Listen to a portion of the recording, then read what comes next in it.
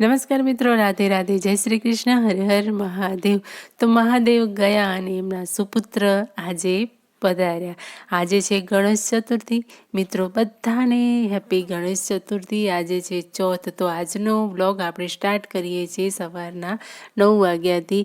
તો આજે પણ એટલો બધો જેમ મહાદેવનો મહિમા હતો એવી જ રીતે આજે પણ બધા એટલા ખુશ છે અને બાપાને લાવવાની તૈયારીમાં લાગી ગયા છે. તો મિત્રો આજનો વ્લોગ છે એ મારા બેનના ઘરનો છે. તો અમે ગયા હતા દ્વારિકા, તો એ આજે હું તમને આજના વ્લોગમાં બતાવીશ. તો આ ઉપરની છત છે, ઉપરનું વ્યૂ મેં તમને બતાવ્યું નહોતું. તો પાછળ ખેતર છે એટલે એકદમ હરિયાળી હરિયાળી છે. ઉપર જઈએ તો પણ આપણું દિલ ખુશ થઈ જાય. તો ઉપરના ભાગે ચારે બાજુ ખેતર છે, એટલે કે બધા વાવેલા ખેતર છે, એટલે એકદમ હરિયાળું વાતાવરણ છે અને એકદમ સરસ ચોખ્ખું વાતાવરણ છે. અને આ છે સોસાયટીના બધા જ મકાનો સેમ જ છે. તો આજે અમે ગયા હતા ડાકોર. તો ડાકોરમાં અહીંયા દશામાના આવવાની તૈયારી હતી, એટલે દશામાની ઠેર મૂર્તિઓ લાગેલી હતી. ભીડ એટલી બધી હતી કે ના પૂછો વાત. રસ્તામાં આટલી બધી ભીડ છે તો મંદિરમાં કેટલી હશે તમે જોઈ શકો છો. મંદિરમાં પણ લાઈન હતી, અમારે લાઈનમાં ઊભું રહેવું પડ્યું હતું. કાળીઓ ઠાકર તો જ્યાં હોય ત્યાં એની તો લાઈનો જ લાગેલી હોય. ખબર નહીં દર્શન થશે કે નહીં, આગળ આપણે જોઈએ દર્શન કઈ રીતે થાય છે. ભીડ તો ખૂબ જ છે, દર્શન તો થઈ જશે, મંદિર ખુલ્લું છે એટલા માટે. અને માઇકમાં પણ બોલતા હતા કે શાંતિથી દર્શન કરો, મંદિર અત્યારે 2-3 કલાક માટે ખુલ્લું રાખવામાં આવેલું જ છે. પરંતુ પબ્લિક જે કનૈયાની દીવાની છે એ રે ખરી. બધા ધક્કા મૂકી ભીડ વચ્ચે બધા જઈ રહ્યા હતા, પરંતુ હું અને મારી બેન શાંતિથી ઊભા હતા, કેમ કે કાળીઓ ઠાકર ક્યાંય જવાનું નથી, આપણને દર્શન તો આપવાના જ છે. અને અહીંયા તમે જોઈ શકો છો કે જે લોકો યથાશક્તિ દાન આપે છે, જે લોકો પૈસાનું દાન કરતા હોય છે, તો એના માટે જે દાન પેટી છે ત્યાં તો પહોંચી શકાય એવું છે નહીં. તો ઉપર ઊભેલા છે 2 માણસો અને એ દોરડામાં એને બાંધેલું છે ઘડો. ગળામાં બધા નાખી રહ્યા છે અને દોરડું જે છે એ લાંબુ કરે છે અને પોતે પણ દોરડામાં આમ લબડીને આગળ જાય છે ફીડમાં, અને એ આવે ત્યાં સુધીમાં આપણે એની અંદર નાખી દેવાનું. એવી રીતે છે. નટખટ કનૈયો છે અને એના ભક્તો પણ આવી રીતે નટખટ છે. અને સિક્યુરિટી પણ અહીંયા ફૂલ હતી, કેમ કે ભીડ એટલી છે. ગમે ત્યારે કંઈ બી બનાવ બને એ પહેલાં અહીંયા સિક્યુરિટી તો હોવી જરૂરી જ છે. તો આગળ આપણે ગોમતી ઘાટે પણ જવાનું છે, તો એ જોઈએ એ પહેલાં દર્શન તો કરી લઈએ આપણે. અંદર મંદિરમાં કેમેરો અલાઉડ હતો નહીં, તો મેં બહારથી જ એમનું સીન લીધું છે. અને કાળીઓ ઠાકર અહીંયાથી તમને દેખાઈ જશે, તમે દર્શન કરી લો ફટાફટ. તો જોડે રહેજો, સાથે રહેજો, બન્યા રહેજો બ્લોગ પર.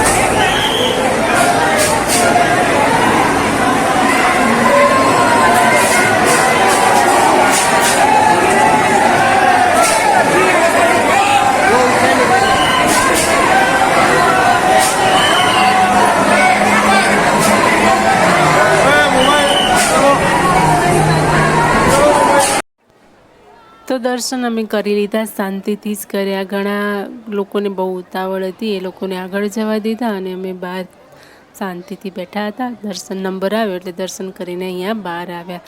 બહાર તમે જોઈ શકો છો, જો તમે ડાકોર આવ્યા છો તો તમને ખ્યાલ જ હશે કે બહારનું અહીંયા જે છે એ તુલસીનું જે તુલસીમાં જોખાણા હતા ને કનૈયો, એ પણ ત્રાજવું અહીંયા પડેલું છે બહારની સાઈડમાં. અને તમારે જે પણ દાન કરવું હોય એ ત્યાં કરી શકો છો. અને અહીંયા બાંધેલો હતો કાનાનો હિંડોળો. તો હિંડોળો તો ખૂબ જ સરસ છે અને ત્યાં બધાએ ફોટો શૂટ બધા કરતા હતા અને મેં અહીંયા વિડીયો શૂટ કર્યો. તો હવે આપણે પ્રસ્થાન કરીશું ગોમતી ઘાટ. તો અહીંયાથી બહાર નીકળવાનો રસ્તો છે અને આવી ગયા છે અહીંયા આપણે ગોમતી ઘાટે. વાતાવરણ ખૂબ જ અહીંયા એકદમ મોસમ વરસાદ આવે એવું હતું, પરંતુ અમે દર્શન કર્યા ત્યાં સુધી તો વરસાદનું ટીમ્પું હતું નહીં. કાળિયા ઠાકરની મરજી હતી કે અમે શાંતિથી દર્શન કરી લઈએ એટલા માટે. તો અહીંયા ગોમતી ઘાટ તમે જોઈ શકો છો કે પબ્લિક જે બહુ ઘણી છે નહીં, નહીવત જ છે. બધી પબ્લિક મંદિરમાં જ છે. ગોમતી ઘાટે તો કોઈ આવે છે. આ છે ગોમતી ઘાટ. ગોમતી ઘાટ ખૂબ જ સરસ છે, જોવાની મજા આવે. અહીંયા નાહવાની તો મનાઈ જ છે, નાહવાની. પાણી અત્યારે ગંદુ છે એટલે કંઈ નાહવાની મજા ના આવે.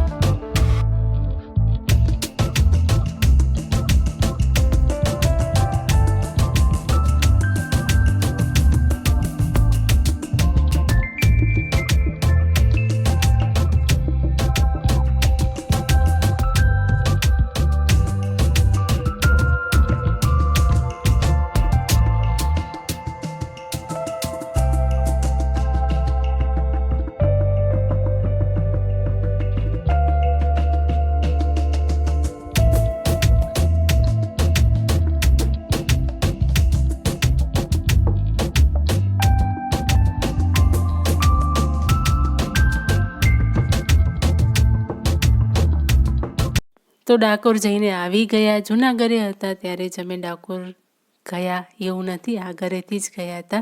પરંતુ મેં તમને આ ફૂલ ઘરનો મેં તમને જરા પણ સીન નથી બતાવ્યું.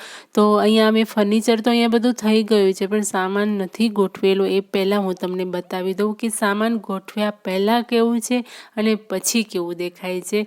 તો ચાલો.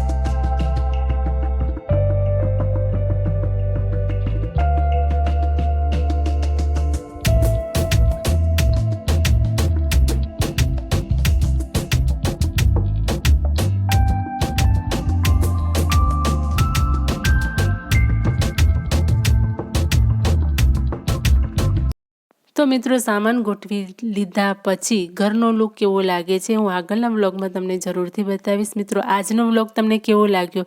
જો જરા પણ ગમ્યો હોય તો પ્લીઝ વિડીયો પર લાઇક, શેર, કમેન્ટ કરવાનું ભૂલતા નહીં. અને હા, ચેનલ પર નવા છો તો ચેનલને સબસ્ક્રાઈબ જરૂરથી કરજો. મળીએ છીએ નવા વ્લોગમાં. ત્યાં સુધી બધાને હર હર મહાદેવ.